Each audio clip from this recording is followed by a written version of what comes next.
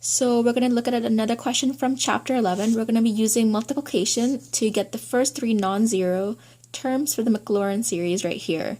So what we want to do first is separate cos squared x into cos x. So for this, we use trig identities, and we can separate it up into half plus half cos 2x right over here. And then we can build on the cos 2x from cos x. So we have the Maclaurin series for cos x right over here, and to get cos 2x, we just substitute the x values in with 2x. And then, as you can see, the trig identity is actually half cos 2x. And so what we're going to do is we're going to multiply both sides by a half. And so on the left, I multiplied by a half, and I did so on the right as well.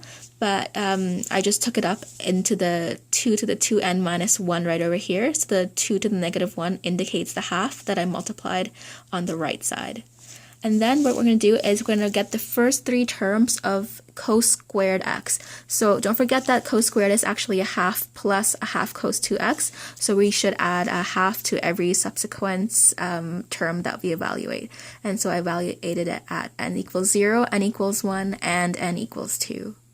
And then what I did is I did the exact same thing for ln 1 plus x. I first got the Maclaurin series for that term.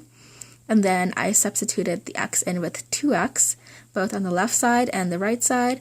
And then I evaluated it at the first three terms at n equals 0, n equals 1, and n equals 2. And then what I did is I multiplied both of these terms, the first three terms of each. And when you expand it out, you should get 3x minus 2x squared plus 7 over 3x cubed.